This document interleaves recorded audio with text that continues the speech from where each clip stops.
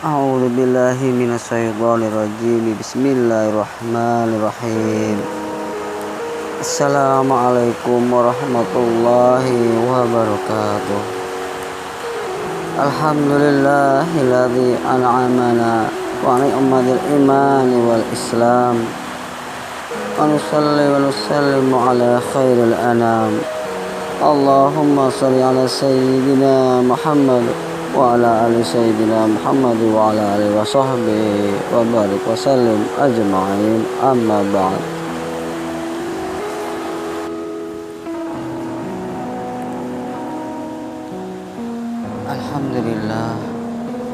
Alhamdulillah atas segala nikmat yang Allah berikan untuk kita semua. Segala puji dan syukur kita panjatkan kepada Allah karena senantiasa memberikan kita rezeki yang lancar, barokah, dan serta kesehatan untuk kita semua. Amin, amin, ya rabbal alamin. Para pencari ridha Allah, kali ini kami ingin membahas atau membagi ilmu tentang sifat-sifat yang wajib bagi Allah. Sifat wajib bagi Allah Subhanahu wa ta'ala ada 20, dan sifat mustahil bagi Allah Subhanahu wa ta'ala ada 20. Sedang sifat jaiz bagi Allah Subhanahu wa ta'ala ada 1.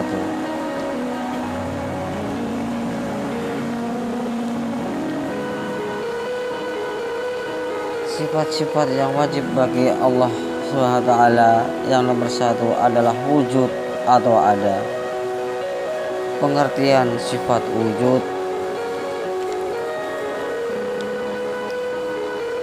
yang pertama dari sifat-sifat wajib Allah Ta'ala adalah wujud atau ada. Makna dari wujud ini masih diperdebatkan para ulama. Dikatakan oleh sebagian ulama bahwa sifat wujud itu merupakan zat dari yang wujud itu sendiri atau ghairul mawjud. Menurut pendapat ini berarti ia merupakan hal atau keadaan sifat, yakni antara ada dan tidak ada. Sebagian ulama lain berpendapat bahwa sifat wujud itu merupakan zat dari yang wujud itu sendiri atau ainul mawjud. Dalam arti ia tidak melebihi zat yang wujud tersebut dan bisa dibuktikan secara nyata, seperti halnya sebuah zat yang sekira hijab atau tabir penghalang dibuka oleh Allah Subhanahu wa ta'ala dari kita, maka kita dapat melihatnya seperti hal sifat-sifat ma'ani. Wujud itu sebatas perkara yang ikhtibari, yang hanya dapat digambarkan dalam hati pikiran, melebihi menggambarkan sebuah zat. Pengertian dari sifat wujud adalah zat dari yang wujud itu sendiri, ainul mawjud.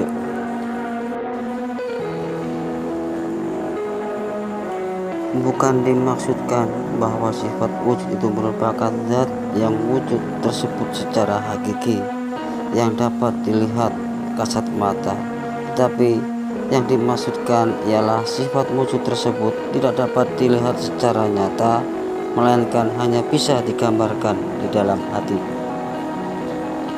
Wujud adalah sebuah sifat bagi Allah Subhanahu wa ta'ala secara hakiki, dengan dasar bahwa ulama tauhid telah menetapkan dalil untuknya. Umpama wujud itu adalah zat yang wujud tersebut atau bukan sifat, maka tentu mereka tidak perlu menetapkan dalil.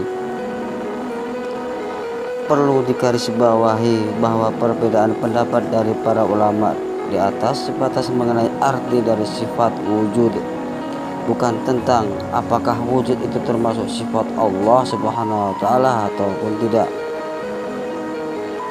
Versi pertama, sebagaimana dikemukakan Imam Ar-Razi yang menilai bahwa sifat wujud itu adalah ghairul mawjud, bukan merupakan zat dari yang wujud itu.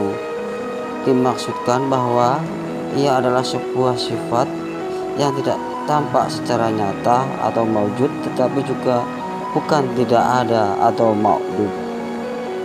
Sebab yang dituju dalam hal ini adalah penetapan akal, bukan penetapan secara nyata. Pengertian di atas antara lain didasarkan atas berbagai argumen sebagai berikut. Dan Allah Subhanahu wa Ta'ala itu tidak dapat kita ketahui, tetapi kita tahu bahwa Allah Subhanahu wa Ta'ala itu adalah wujud atau ada. Dari sini berarti zat Allah Subhanahu wa Ta'ala itu bukanlah wujudnya Allah Subhanahu wa Ta'ala. Apabila sifat wujud diartikan ainul mawjud, zatiah dari yang wujud itu sendiri, maka ucapan kita berupa zaid itu wujud atau ada. Sama halnya dengan kita mengatakan zaid itu zaid. Hal ini tentu tidak menghasilkan pemahaman apa-apa selain hanya pengulangan lafaz. Berbeda dengan jika wujud itu diartikan dengan sifat yang melebihi zat tersebut, maka perkataan zaid itu wujud atau ada. Berpengertian bahwa zaid itu ada atau wujud, bukan tidak ada ma'dud, dan bahwa ada zaid itu berarti bukan tidak adanya zaid. Pendapat pertama inilah yang dipandang lebih tepat. Ja'adluddin menyatakan bahwa pendapat Imam Asy'ari berupa al-mawjud, ainul mawjud itu harus ditakwilkan. Intinya bahwa sifat wujud yang dikehendaki oleh Imam Asy'ari bukanlah zatiah dari yang wujud itu sendiri, tetapi sifat wujud itu diucapkan untuk zat dan tetapnya zat tersebut secara bersamaan.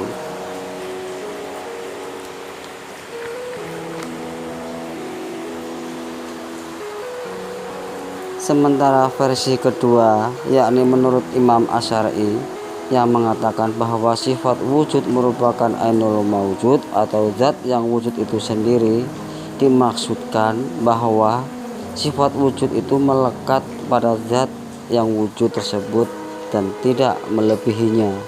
Akan tetapi ia bukan sesuatu yang bisa dilihat oleh mata kepala, melainkan hanya dapat dibayangkan dalam pikiran atau ikhtibari. Baju yang ada dalam lemari misalnya, ketika baju tersebut dikeluarkan, maka ia menjadi tampaknya baju tadi bukanlah sifat yang melebihi baju tersebut.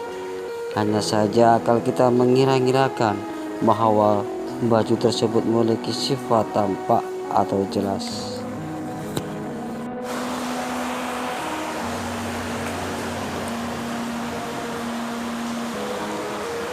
Apakah wajib bagi orang mukallaf meyakini bahwa sifat wujud itu merupakan zatiah dari yang wujud itu atau selain dari zat tersebut? Ataukah tidak wajib? Jawabnya ialah tidak wajib. Yang wajib baginya adalah meyakini bahwa wujudnya Allah Ta'ala itu pasti atau wajib, tidak dapat diterima akal ketiadaannya. Wujudnya Allah Subhanahu wa Ta'ala itu tanpa adanya asal usul dan tanpa melalui perantara.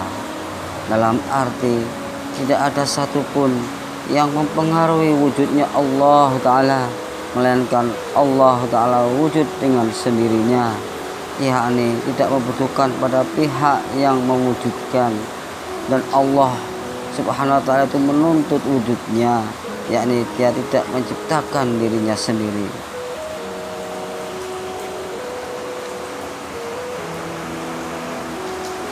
Kemudian sesungguhnya keberadaan Allah Ta'ala itu telah diakui atau dipercaya oleh seluruh makhluk yang ada. Tidak ada yang mengingkarinya kecuali orang-orang yang telah ditutup mata hatinya oleh Allah Subhanahu wa Ta'ala. Seperti golongan Ad-Dahriyah, mereka adalah golongan orang yang mengingkari keberadaan Sang Pencipta. Mereka berkata, semua yang ada tidak lain terlahir dari rahim-rahim dan bumi akan menelamnya. Tidak ada yang membinasakan kita kecuali masa atau zaman. Mereka menyandarkan kebinasaan kepada masa. Karenanya mereka disebut golongan ad-dahriyah. Maka celakalah mereka dengan mendapat siksaan yang pedih.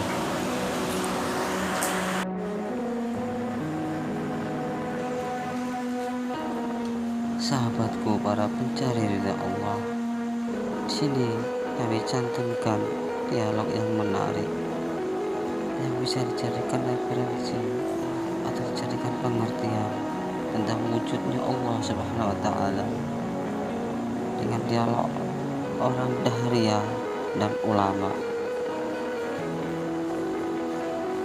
Orang dahriyah, siapakah yang akan menjawab pertanyaanku? Ulama, apakah pertanyaan itu? Utarakan saja, orang yang mengetahui akan menjawabnya. Orang dahriyah, siapakah kau, hei anak kecil, berani bicara padaku?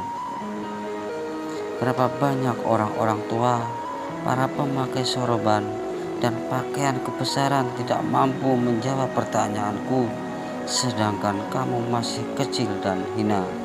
Ulama, Allah tidak menempatkan kemuliaan kepada sorban dan pakaian kebesaran, tetapi kepada ulama. Orang dahriyah, apakah kamu yang akan menjawab pertanyaanku? Ulama, ya, atas pertolongan Allah Ta'ala. Orang dahriyah, apakah Allah itu wujud? Ulama, iya. Orang dahriyah, di manakah tempatnya? Ulama, Allah tidak bertempat. Orang dahriyah, bagaimana mungkin perkara wujud tapi tidak bertempat? Ulama, hal itu dapat dibuktikan dari badanmu. Orang dahriyah, apa itu? Ulama, apakah di jasadmu ada ruh? Orang dahriyah, ya. Ulama, di manakah letak ruh itu? Di kepala, perut, atau kakimu? Orang dahriyah itu pun bingung, tak mampu menjawab. Lalu ulama minta diambilkan laban atau susu kental dan melanjutkan percakapan. Ulama, apakah dalam laban ini ada minyak saminnya? Orang dahriyah, ya. Ulama, di manakah tempatnya? Di atas atau di bawahnya? Orang dahriyah bingung. Ulama, sebagaimana tidak ditemukan sebuah tempat bagi ruh dalam badan atau minyak samin dalam laban, tidak dapat ditemukan pula sebuah tempat tertentu bagi Allah di alam ini. Orang dahriyah, ada apakah sebelum Allah dan sesudahnya? Ulama, tidak ada apa-apa. Orang dahriyah, bagaimana bisa dipahami sesuatu yang wujud tapi tidak ada apa-apa sebelum dan sesudahnya?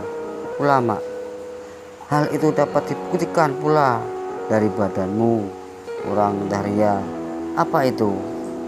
Ulama, ada jari apakah sebelum jempol kamu dan setelah jari kelingkingmu? Orang dahriyah, tidak ada apa-apa sebelum jempol dan setelah kelingkingku. Ulama, begitulah Allah, tidak ada sesuatu pun sebelum dan sesudahnya. Orang dahriyah, masih ada satu pertanyaan lagi. Ulama, silahkan, aku akan menjawabnya, insya Allah. Orang dahriyah, apakah yang dilakukan Allah saat ini? Ulama, kamu telah membalik keadaan. Seharusnya orang yang memberi jawaban berada di atas mimbar dan orang yang bertanya berada di bawah. Jika kamu mau turun, aku akan menjawab pertanyaanmu. Orang Dahriyah tersebut kemudian turun dan ganti ulama yang naik mimbar. Kemudian beliau berkata, yang dilakukan Allah barusan ini adalah menurunkan orang batil seperti kamu dan menaikkan orang yang benar seperti saya dari tempat bawah ke tempat yang mulia. Para sahabat mencari ridha Allah. Sungguh kita bangga, kita harus bangga menjadi umat kanjeng Nabi Muhammad Sallallahu Alaihi Wasallam. Dengan adanya kanjeng Nabi Muhammad Sallallahu Alaihi Wasallam, kita mengenal adanya Allah, kita mengenal kebesarannya Allah. Para sahabat mencari ridha Allah. Jika ada kesalahan dalam berkata-kata, maka maafkanlah kami ini. Dan kebenaran hanyalah milik Allah. Assalamualaikum warahmatullahi wabarakatuh.